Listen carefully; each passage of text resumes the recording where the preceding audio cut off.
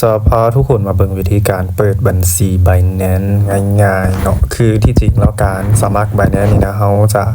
สามารถสมัครได้ทั้ง2วิธีก็คือว่าสมัครผ่านลิงก์ก็ได้หรือโหลดแอปพลิเคชันมาสมัครก็ได้คือกันเนาะเห็นบ่ถ้าเราโหลดมาแล้วมันจะขึ้น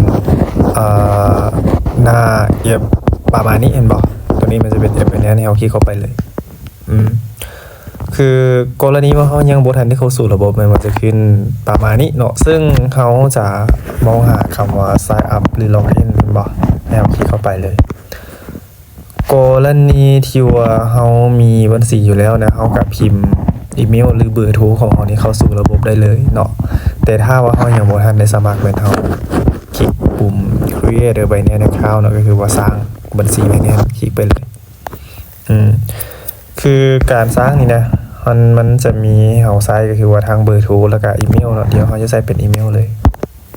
เขาจะใส่เป็นอีเมลเนาะ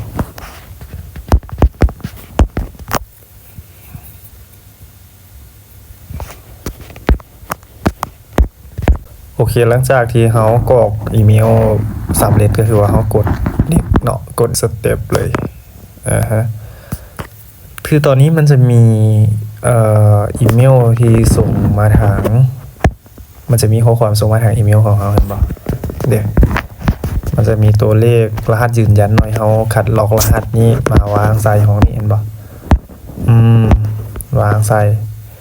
โอเคอันนี้มันจะเป็นขั้นตอนในการสร้างพาสเวิร์ดเนาะก็คือว่าสร้างรหัสผ่านเข้าสู่ระบบเขาสร้างแบบได้ก็ได้เนาะ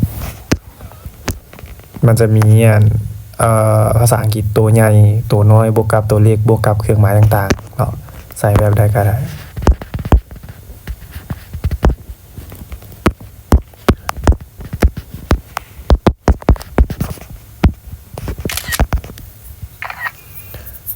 โอเค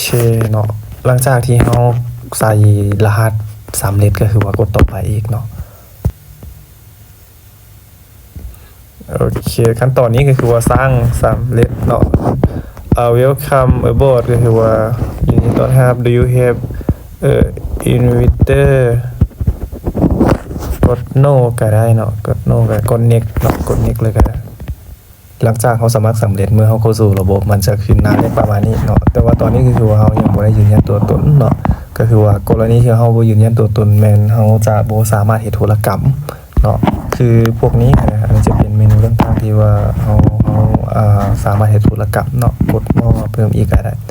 เดี๋ยวจะเห็นแบบโคตรหลายเลยกรณีว่าเขาอยากซื้อเรียนขายเรียนเขาคลิก P2P ก็ได้เนาะ P2P สินะมันจะโชว์อย่างประมาณนี้เนาะซื้อเรียนขายเรียนมันก็บอกหานู่นนี่นั่นเด้บายเซลเนาะก็3สิเลือกแต่ว่าถ้าเฮาบ่ยืนยันตัวตนคือว่าตอนนี้คือยังบ่สามารถเฮ็ดธุรกรรมได้เด้มันก็เตือนว่าverify now เห็นบ่แต่คือเนื่องจากว่าเฮามีบัญชี Binance หลายตัวเนาะก็เลยว่าบ่ได้มีเอกสารที่จะยืนยันแล้วมีแต่ว่าให้ทุกคนเนี่ยยืนยันก็บ่ได้ยากเนาะก็มีเอาบัตรประจำตัวพาสปอร์ตแล้วก็พวกใบขับขี่ประมาณนี้แหละอัปโหลดเอกสารแล้วก็มีการสแกนหน้าพิมพ์เลขนู่นนี่นั่นใส่แล้วก็สำเร็จหลังจากนั้นก็คือสามารถใส่เฮ็ดธุรกรรมได้ปกติเนาะสามารถเทรดสามารถยังทุกอย่างโอนเหรียญไปๆมาๆซื้อเหรียญประมาณนี้ก็คือว่าครบจบเนาะ Binance ประมาณนี้ทุกคน